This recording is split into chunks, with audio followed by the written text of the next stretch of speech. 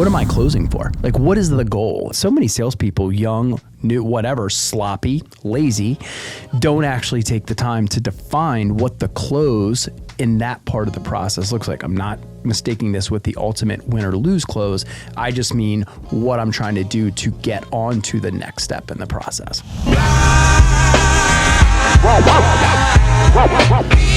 Welcome to Ace Rodney Talks for the Superstars.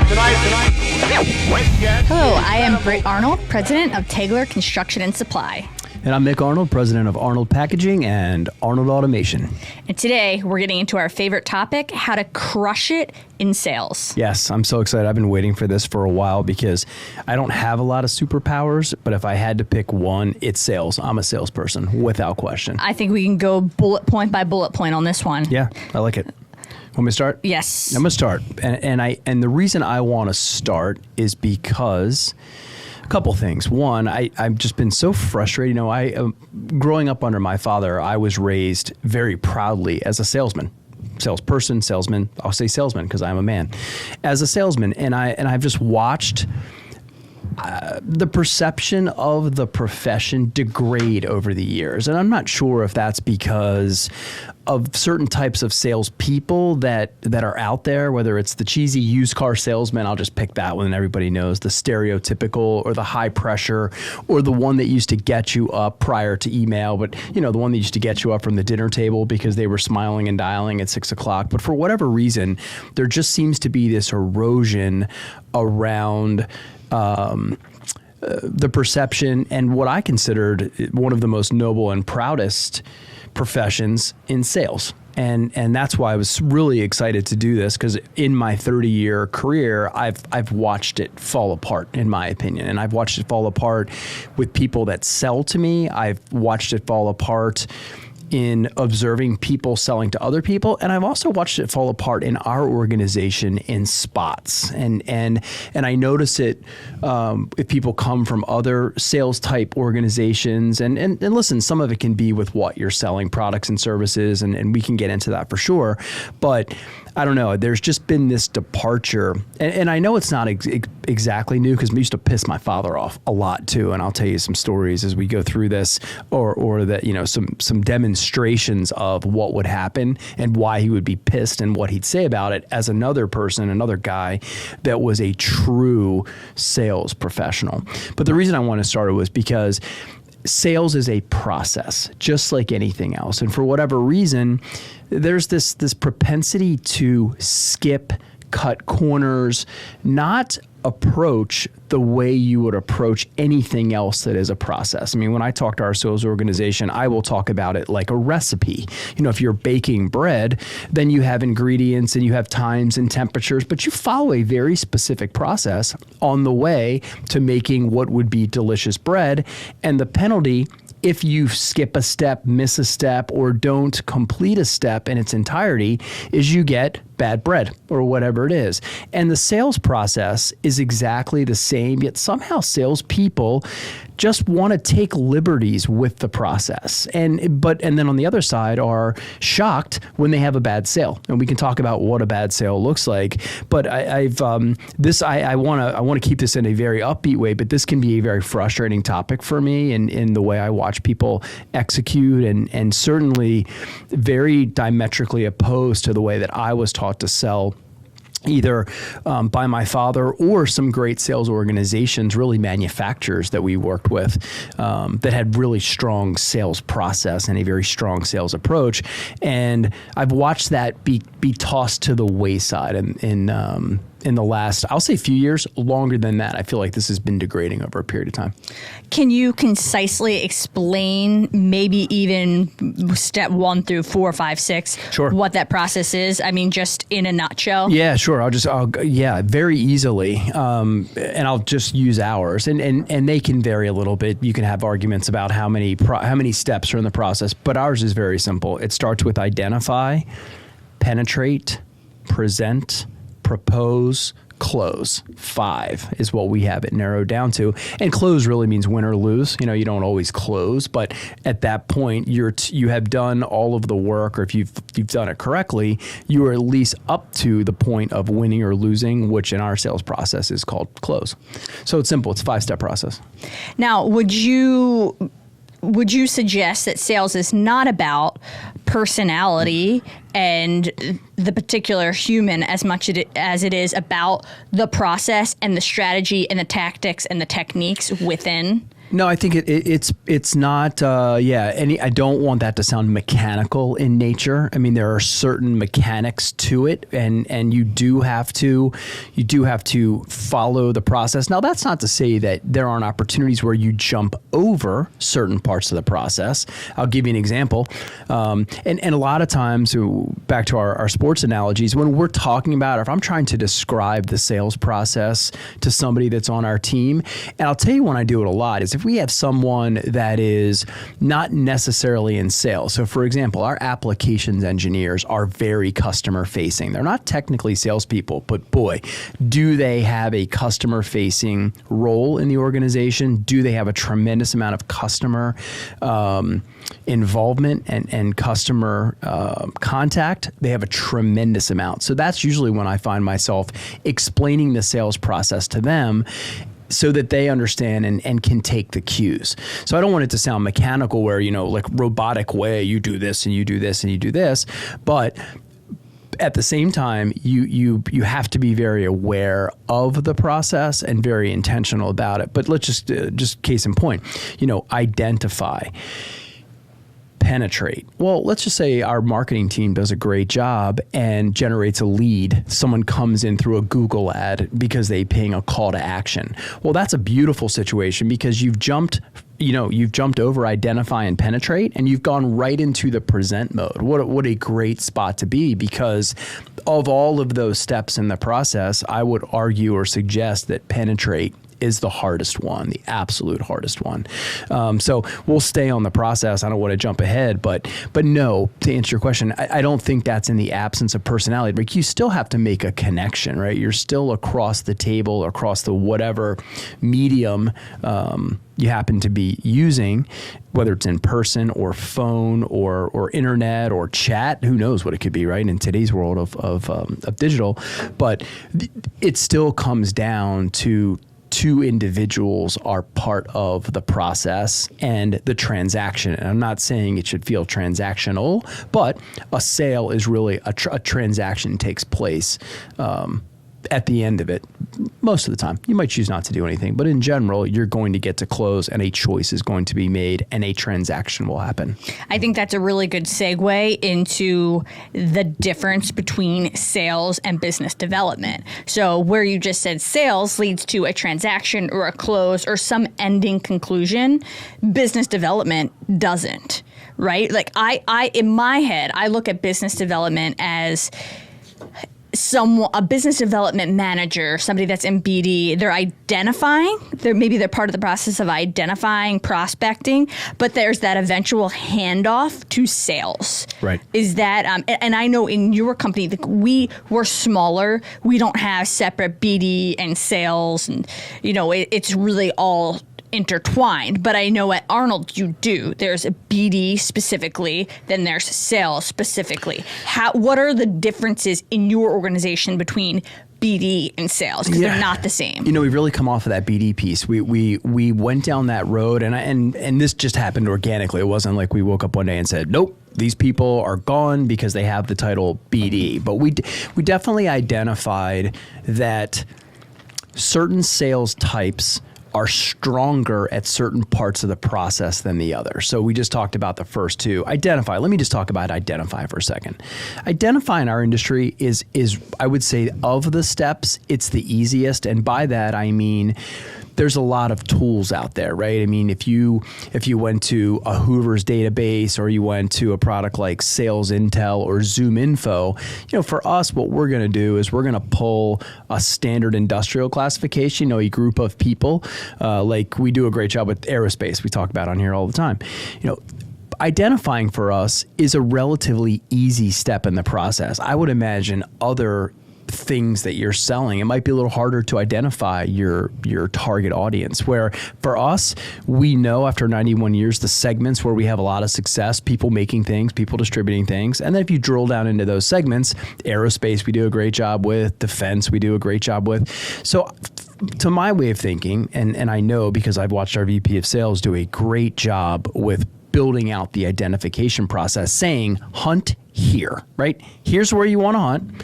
Here are the names. And I've even given you, here's the company names or the prospect names. And I've even given you a tool called Sales Intel, where you can look up and get some reliable people inside that either are going to be heavy influencers or decision makers. So I think the identify part is probably the easiest in our sales. That may not be for everybody.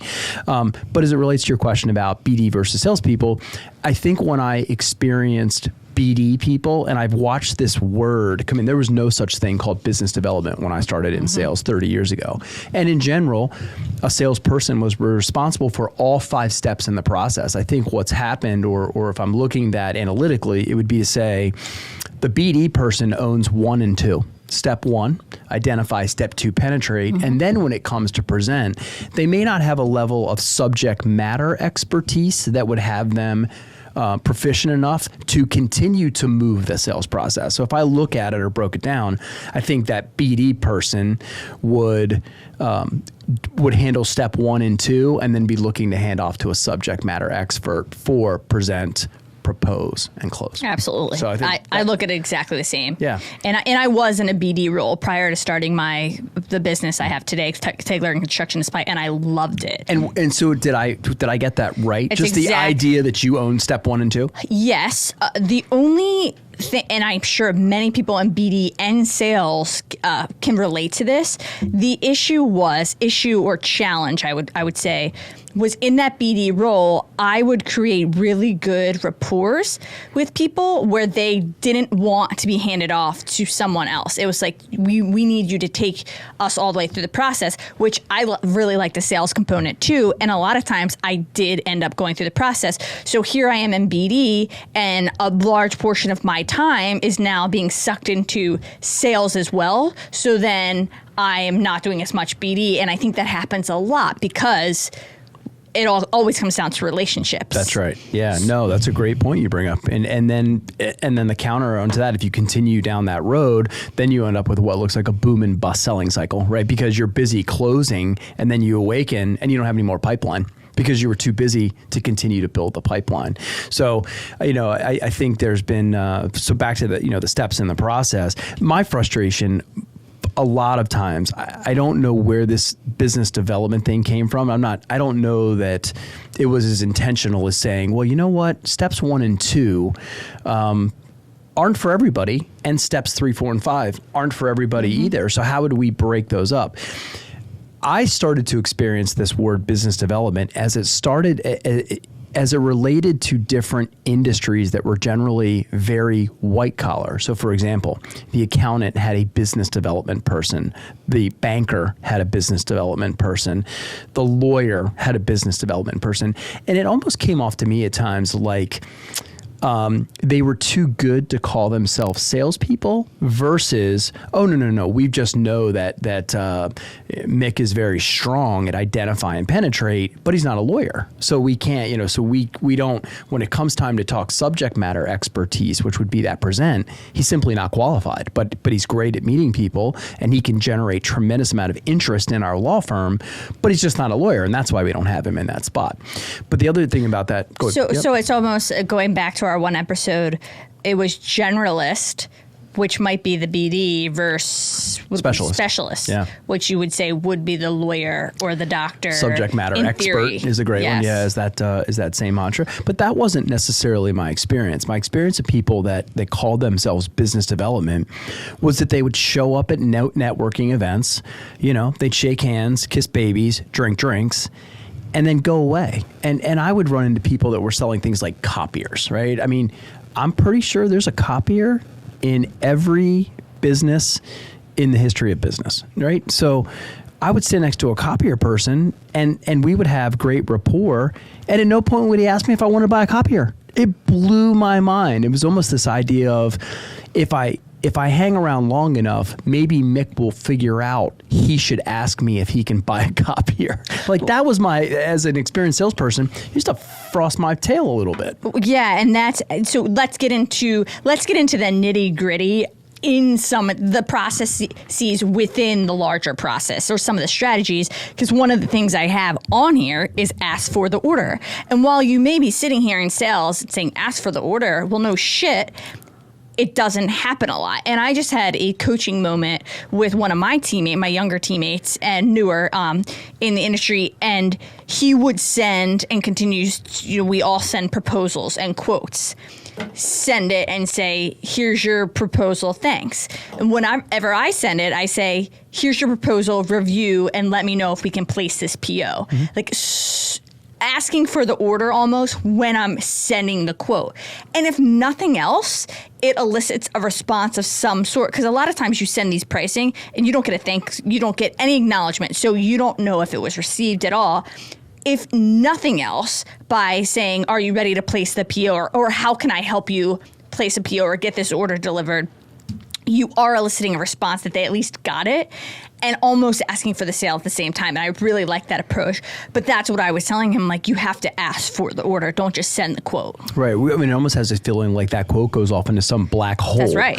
And it does a lot of times. Oh, yeah, sure it does. And to never follow up, it would be, if that prospect is considering 2 or 3 options, right? And you send your quote into a black hole, and let's just say all things being equal, I quote $1, you quote $1, and Tommy quotes $1, and I send mine off into the black hole, and you send yours off and put a note on there about let me know how I can help you place it, and Tommy sends it off and calls and follows up the next day.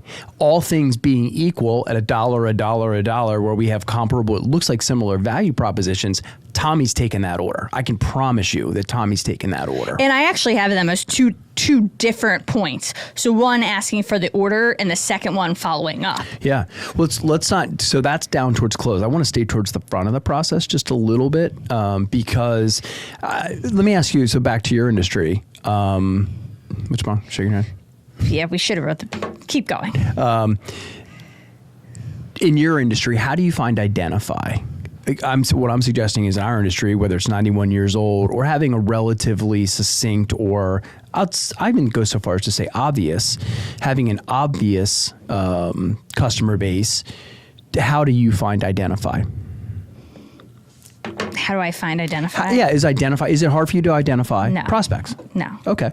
So same thing then. So I think the magic then, the next step in the process is penetrate, right? And that's something that I know from your days when you were in that BD role, that was your expertise, right? That's where you really excelled, was talking to a prospect, somebody that was buying your products or services and saying something inspirational enough that they would want to continue on, right? That they wanted to continue to talk to you, as you just said, or even be willing to be handled off to somebody in construction, let's just say, because that's what you were doing business development for. Correct. And I think that's where the magic is. So, and someone who was excellent at it, what are some of your experiences of the penetrate component? I mean, what do you mean? I'm not quite sure what the question is. Like my experiences. I mean, you've got to shoot, just like we always talk about, like value proposition, right? Right. Yeah. I mean, your job in that business development role was to get them in the door, if you will, right, and continue a conversation, which would be heading towards a presentation of some kind. Let me show you what we can do. Identifying needs, that part, which you would be responsible for getting them in the door and continuing on for the rest of the process. Mm-hmm. I mean, I know the preference would have been you would have handed them off, but they didn't want to be handed off. Mm-hmm. I mean, that's an interesting point that you made about the personality side, and that can be really challenging where there's a connection. And what if the subject matter expert's not capable of making the same connection? That's really challenging. Yeah, exactly. Yeah, I mean, it's just helping the customer and keeping it simple. I mean, just helping them through the process, making sure you're there, you're reliable, you're consistent, you're durable. I mean, it's I don't think it's that hard. I don't think it's that challenging, but it's just making sure you're consistent and you're keeping it simple. I mean, those were the best approaches. But again, I don't really fight this. Like in what we're doing now, we don't have to do a lot of those first 2 steps. So. Right. So a lot of times you've done such a good job with the first 2 that a lot of times you get to go right to, if not present, even propose, right? Yeah, often. I mean, in our business, it's RFPs and that. So RFPs is request for proposals. So we're immediately just sending proposals in. So yeah, we're skipping the first 2 steps. Right. Okay. All right. Anything else on those first 2?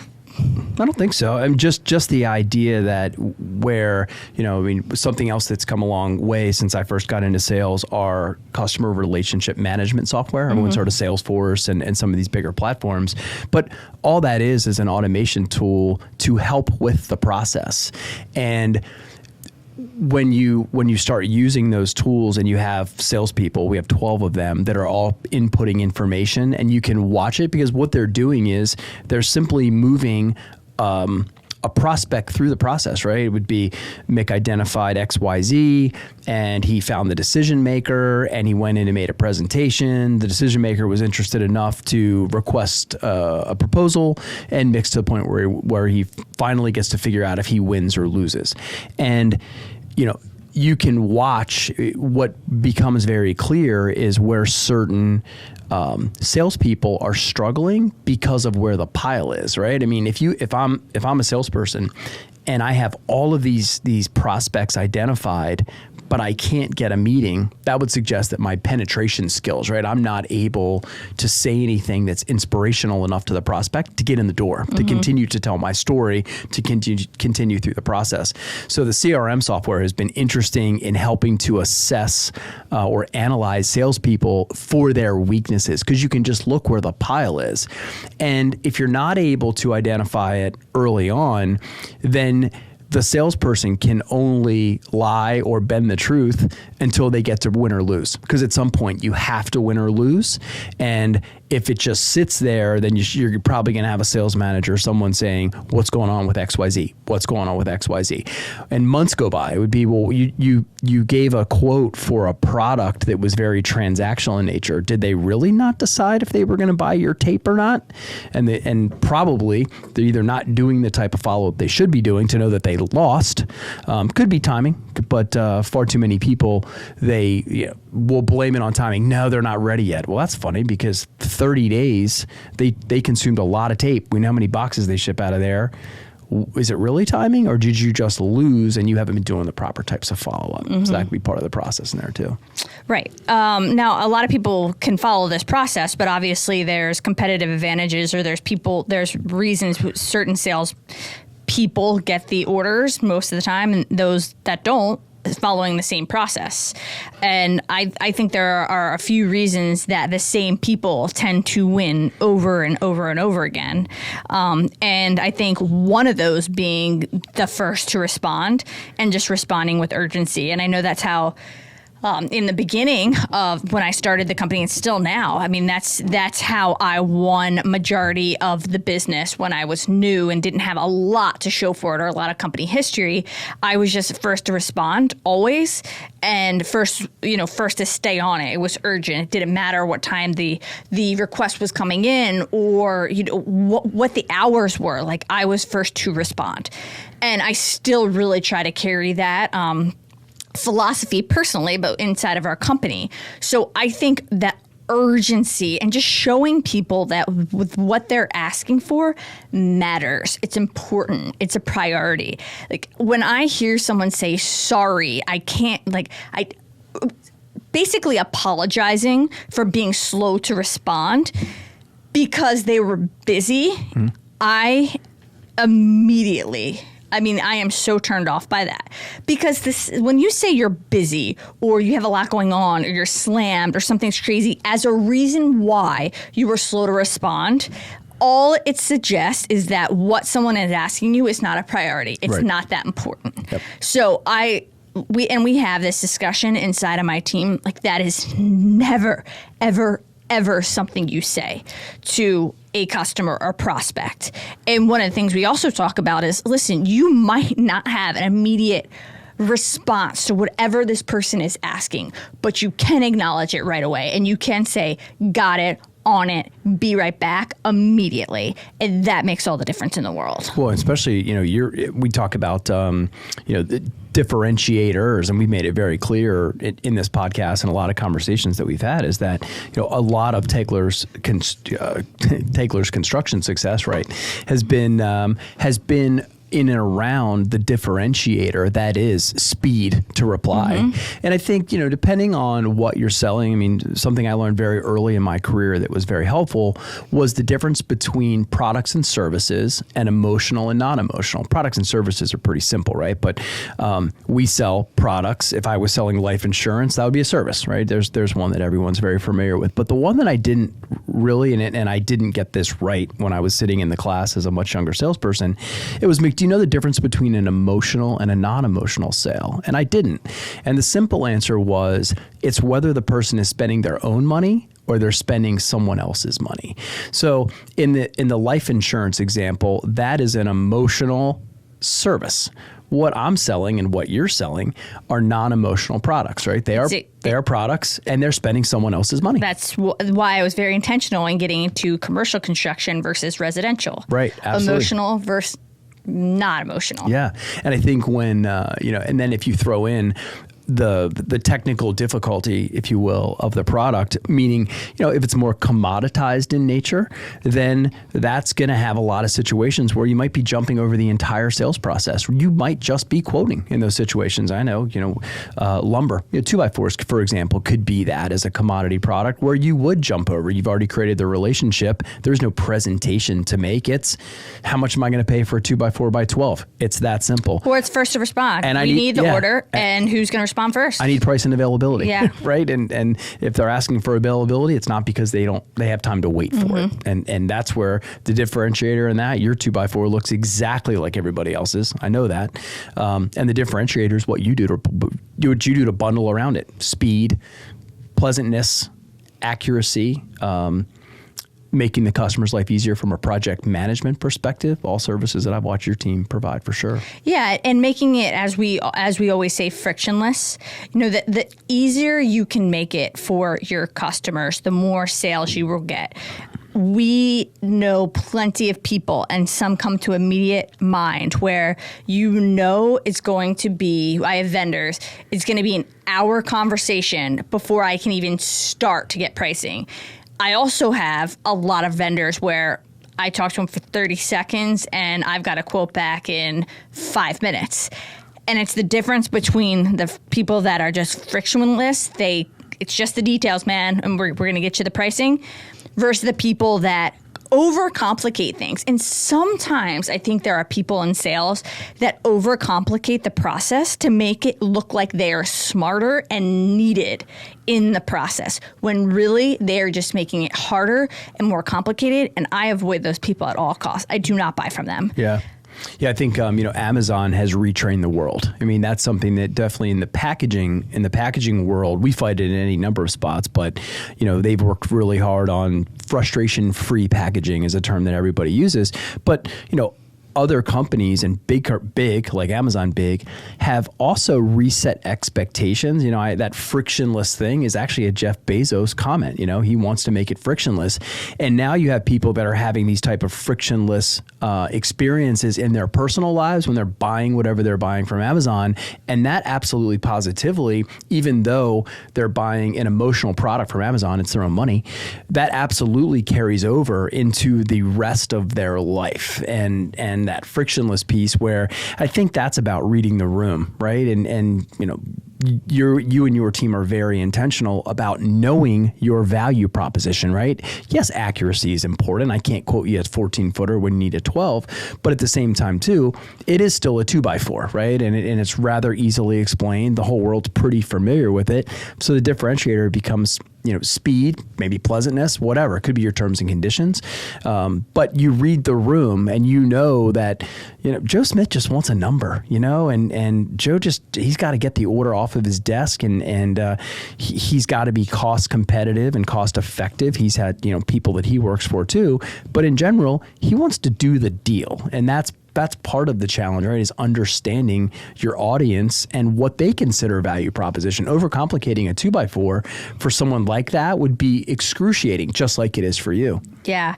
And I don't want it to I don't want there to be a misunderstanding that there are details lost in that process, because I think sweating the details, I don't think I know, is very important. If you're going to be a great salesperson, you are sweating all of the details. But there's a difference between knowing them all and sweating them all and oversharing them all with your customer. When you do that, a lot of times all you do is complicate the process more or confuse your customer, who simply doesn't need to know all those details. You, Mick Arnold, as the salesperson, yes, you should know all those details, but you don't have to share all those details. So sweat the details personally as a salesperson, but don't overshare with your customer. Share just enough that makes them comfortable and feel good about the order or whatever the transaction is or could be. And you have to know what that balance and line is. I think it's about de-risking, right? That's a word that we use a lot. And I think you need to be able to share enough information so that your prospect or customer, whomever it is, depending on how deep you are in your relationship, knows enough or is comfortable enough that you have de-risked the process. And listen, I mean that comes over time too. If you're on transaction 400 with Joe Smith, you're going to be communicating less info. You will build yourself up into a certain type of salesperson. We're going to talk about the different types as well. But you will have earned that trust where Joe's pretty comfortable that despite not exchanging a tremendous number of words, he's going to get or she's going to get what they want on the job site. It's going to be right thing, right place, right time. And man, that's when you've reached an amazing spot where you can execute to that level in the most efficient possible way. Yeah. And another really important part of the process is the honesty piece. And it's just being brutally honest, because even though a lot of times that includes not giving your customer the response or the help they may need, it could be, I don't know, or this is not up our alley.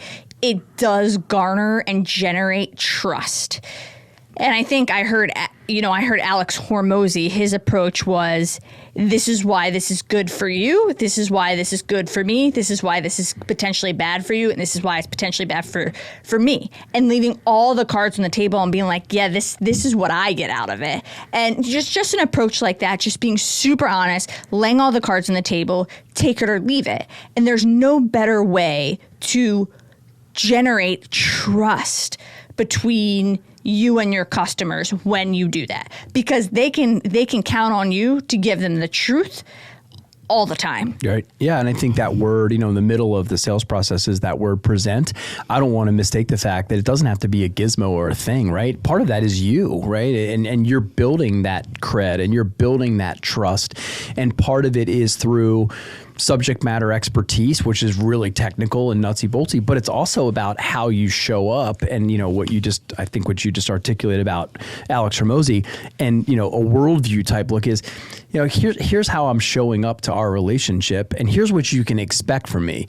Because if we can't align around it, one of us is going to be pissed and you end up with a bad sale, which we started the conversation with, right? Was if you ended up with a bad sale because you didn't follow the process. And in this moment, part of that process would have been the presentation and getting it right and being thorough with it, not just on product, but on you, right? And how you show up as a salesperson and what your expectations are, because it's important that you as a salesperson have and tell the prospect what they are. You can't just sit there with the prospect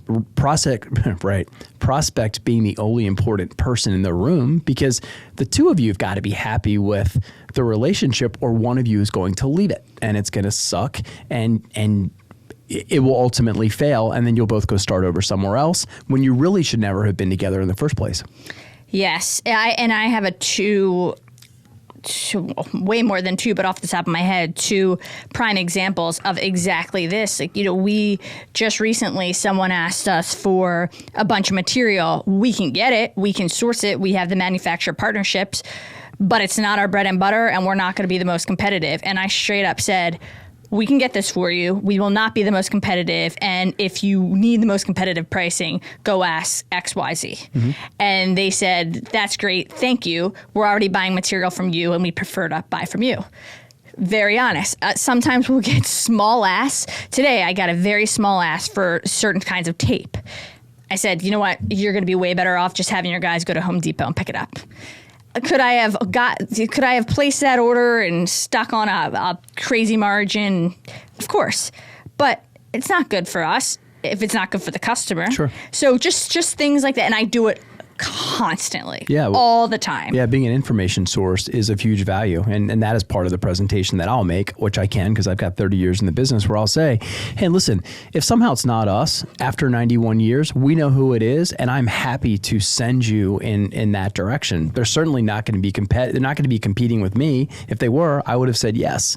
So that information source, and it's interesting too, because some people will come back in that Home Depot example that you just gave and said, you know what? I know that I could get this duct tape at Home Depot, but I don't have time for my guys to do it. I just need it on the job site, and I trust you to do it. Mm-hmm. And you'd say, that's great. Sure. You know, if that value prop is there for you and you're willing to pay another $1 a roll, pick something, then awesome. I'm happy to sell it to you, but my job is to tell you what the other options are in that moment. And meanwhile, you're just building. And even if they go to buy the tape from Home Depot, you're a much more reliable, credible source going forward because of the honesty. That's right. And for my first example, when I said, listen, we can get you this product, and it was a lot of product, but we're not going to be the most competitive.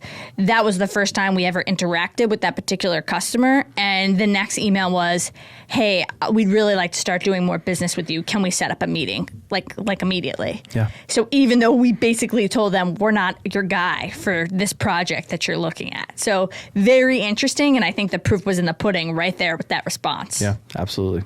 Yeah, so I don't think you have to be everything to everyone. Matter of fact, you're probably doing everyone a disservice if you attempt to that, right? I mean, it's going to have added cost for your organization. There may or may not be any profitability left, and if you blow it, you're done for good, right? If you step too far outside of your lane, then you could wreck that relationship forever and never actually get a chance to compete and service on what is truly your wheelhouse.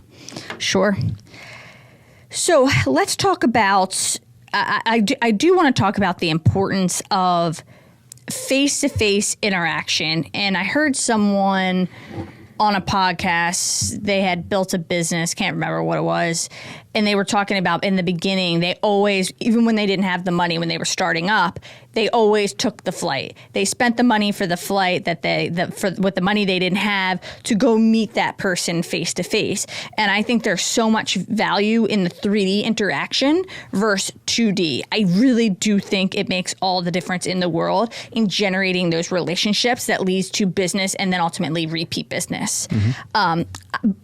So I think that's pretty well known. I don't think that's anything. I mean, maybe something worth touching on. But what I really wanted to get into is, where do you think we are with the act of cold calling? Because in that example I gave, it was very measured, set appointment. We're flying. We have this meeting. And that's how I approach. Like, if we're going to meet, it's going to be something that's scheduled. But we still get many people that come into our office cold calling. Yeah. A lot. Yeah, what a lost art. So I have a couple. So you think it's an art? You believe in it still? I do. I want to back up to that piece. I think you said something really important about the 3D world. The pandemic was so disruptive as related to people being around people. There are times now, and I'm also going to throw in a little bit of age, because when I'm working with younger engineers, like, that's just one that I recognize overtly. The idea that I would come on site is a little bit unusual. It's almost like you're talking about, well, you're actually willing to come here and see this process. I'm thinking, man, I've qualified this so much for us to have a chance to actually get to the next step. I have to come on site. I have to see it. I can't look at another drawing. I can't look at another picture. I can't look at another video. I actually have to come in and experience your operation and take it in for myself. Because what I'm getting now is your view, or I'm getting a myopic look because it's truly just a camera lens. It's as myopic as it gets. And I'm having to reinstill that in some people that, yes, coming into the building and looking at it is a thing. It's absolutely a thing. And yeah, I completely believe in cold calling. Now, I believe you have to be, because the whole part of this early process is qualifying. We haven't hit on that word. I don't know if we've hit on that word exactly yet, but the idea when you talk about the 3D, if you're through identify and you're through present, and someone's willing to actually let you in the building, then yeah, it might require a presentation for us to be across the table from each other. Can it be scheduled? Oh no, so I'm not talking about the cold call. I'm just talking about that, right? But I think the cold call is a little bit different, or when it's appropriate. So let's just say I'm trying to get you on the phone, and I know, like I have definitely identified that you are the decision maker or a very heavy influencer, right? You must be involved in the process for whatever reason. And I've emailed you and I've called you and I'm just getting no response whatsoever. I'm not sure I would get in the car and drive just to your building, but certainly if I'm out in the field and you're in an area that I have other prospects or other customers in, I'm going to stop in at some point. I'm going to knock on a door. I'm going to make a cold call and attempt to get in that way. I mean, this is all part of that penetrate process, because I'm trying to get in to present to you. And I can't sell you anything if you and I never get in the same space together. I don't mean physically, right? We could do this over the phone for sure. But if it shows that that's not being effective or that's not working, then absolutely positively, when appropriate, in the lowest cost way, and I just mean cost efficient, I don't mean cost cheap, which is what you were talking about, I think too. Absolutely, I'm going to park my car and I'm going to walk up to the front door.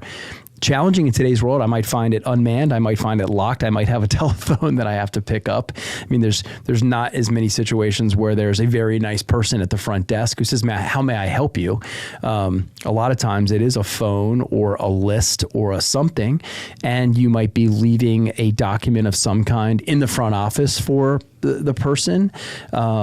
So no, I think done correctly and with a lot of thought and intentionality, I think cold calling is still absolutely a critical part of the sales process. It's interesting because I don't, and in fact I hate it because I will say we really we don't do a lot of it. We don't really do any of it right now, and that could change. That could change when we're not continually getting the referral business or whatever changes in our business or industry. But when I get cold calls, all I feel is disrupted, and it annoys me. Yep. And that's genuinely how I feel about it. But I will say, I don't want to just call it out as an annoyance and not propose a solution. And this is probably how I should have answered your question the first time when you said, how did you penetrate? I think one great way to be able to penetrate is to find some type of, and a lot of times it's going to be in the way of a person, a mutual connection. Mm-hmm. And you could say, hey, Mick, I know that you know Tommy well, and I've been trying to connect with Tommy. I cannot get a hold of the guy. I can't. And here's what I have to offer them. Is there a way you could make an introduction, or would you mind if I brought you into the conversation as a mutual point of contact where, we can connect upon that point. And I think that's a really great way to break in, or even asking somebody, hey, would you mind making a warm intro for me? Yeah, referral, right? Or but ask, because I also get on the other end of the spectrum, I have many people who connect me with people without asking when I had no interest in being connected with that person, which is a huge no-no. Don't do that. Yeah, and also too, I mean, I had one of those today. Funny you should bring that up. And unfortunately, in my role these days, the vast majority of the time, I'm not the person that they want to talk to. Absolutely. And depending on who it is, I might nudge them onto my teammate, right? One of my 5 executives is responsible for it. There's no question, right? Because collectively they handle everything in the entire company, but it does puts me in a tough spot. I mean, I don't know this person, and now I'm going to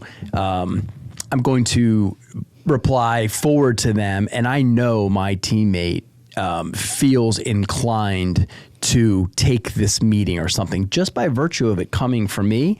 So I'm letting that person trade on my equity, and I don't know them at all. And that's the part that becomes a little bit frustrating.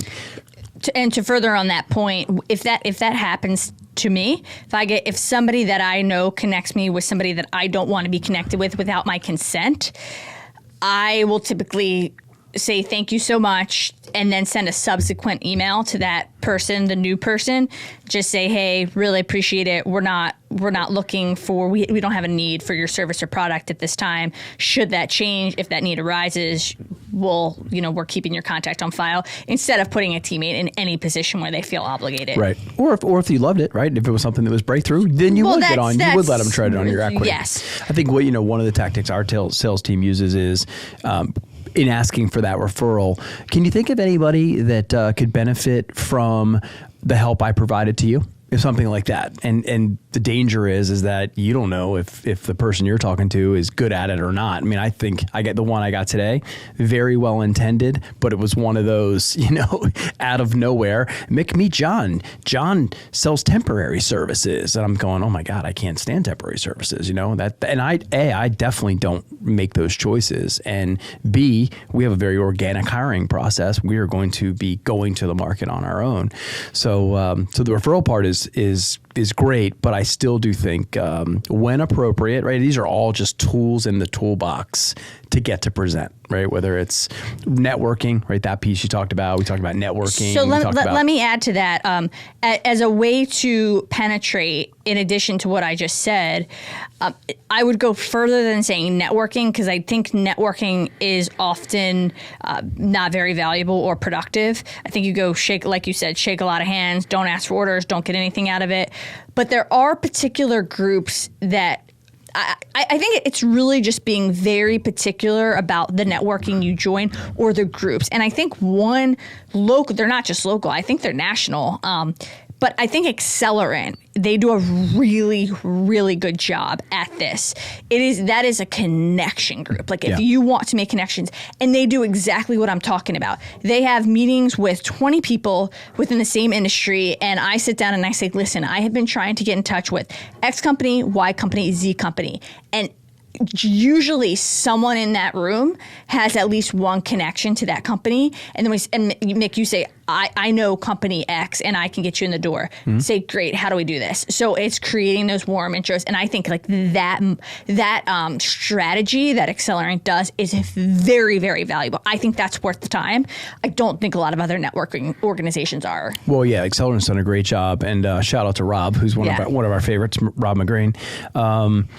They created a community. I think that they take it one step further. A lot of these networking events are just cocktail parties that are billed as networking events. I also do think too, though, one of the things, going back to little more old school sales, and unfortunately it's old school, it's because it shouldn't be, is call prep, and part of call preparation is, what am I closing for? Like, what is the goal? And you would say, well, that's crazy. Everything in the world I do, I establish a goal. Not salespeople. Salespeople are happy to just go into a building and never actually have a stated goal.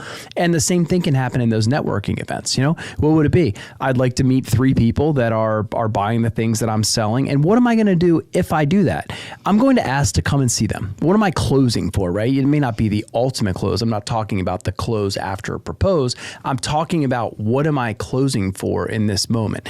Could be that, it's not a networking event. I'm going in to present for the first time because I did penetrate and I have a meeting with Britt. What am I closing for? I'd love to get a plant tour. That's what I'd love to do is I'd love to get out of the conference room and I'd love to close for the plant tour. And given the opportunity to get deeper into the sales process, I will pursue. But if it's plant tour today and we agree on some things to work on, so I'm heading towards propose, I would consider that a win too. But so many salespeople, young, new, whatever, sloppy, lazy, don't actually take the time to define what the close in that part of the process looks like. I'm not mistaking this with the ultimate win or lose close. I just mean what I'm trying to do to get on to the next step in the process. Right. Yes, absolutely. Because a number of people, we talk about that stereotypical BD person, show up, shake hands, kiss babies, drink drinks, go home, zero anything. Sure. So, I mean, or a pocket full of business cards. And then when they reach out to those 3, 5, 10 business cards, they get no response because they didn't actually do anything with the time that they spent in front of that person. That's right. That's the crazy part. You didn't do anything inspirational. Right.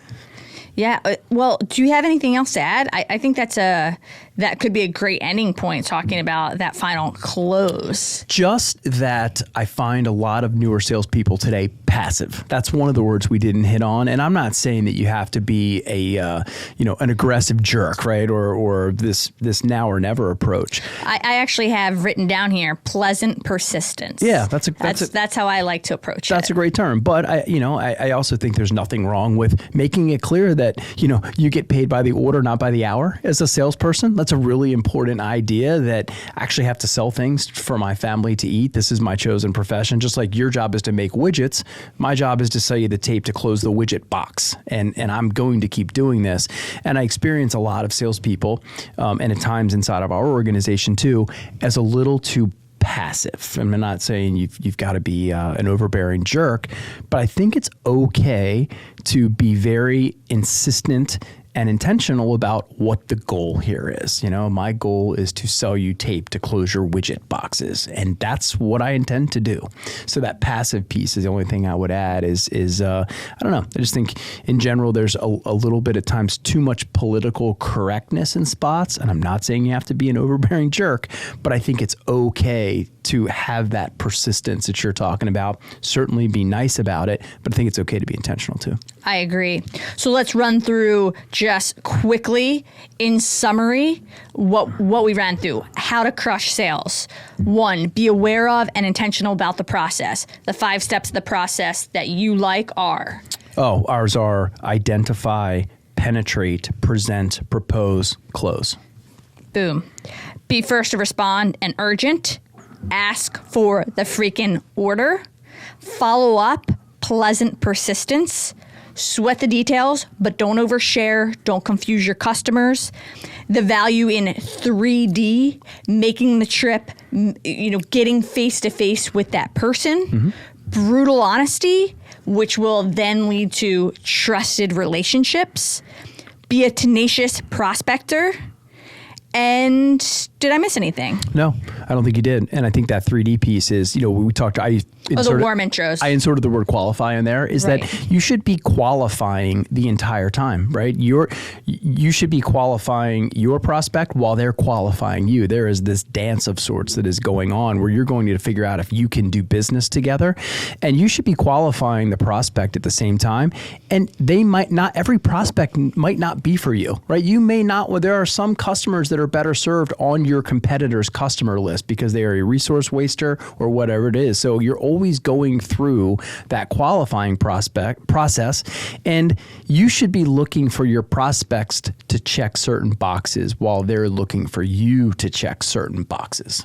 That makes a lot of sense. And I will close with saying I can assure you, if you are in sales and you implement even some of these tools and strategies, you will overnight improve the amount of sales you do. Without question. No question. No, these are time tested tactics, regardless of digital, not digital, mano a mano, across the table, not. It's the process, and somehow that has gotten lost along the way. Just follow the process. As always, thank you for watching Love and Business. A little bit of a different day for us today. When we awakened, we learned that a container ship had taken down the Francis Scott Key Bridge, which is right outside of our park here just to our south. So we got the news at 4 a.m. We sprung out of bed, grabbed some hats, and came to work just to make sure that all of our teammates know what to do. We didn't know what it was going to mean from a traffic perspective, so we got us in hats today because we jumped right to action. Yes, and our hearts go out to everyone involved in the situation. I will leave you with one last note, which we always ask. If you found our content valuable on how to crush sales, there's going to be a lot more content put out that is similar. Please subscribe. That is the way you will get notifications when that content hits the streets. Yeah, let us know you love it. Subscribe, subscribe, subscribe. Thank you. It's that simple. Thank you.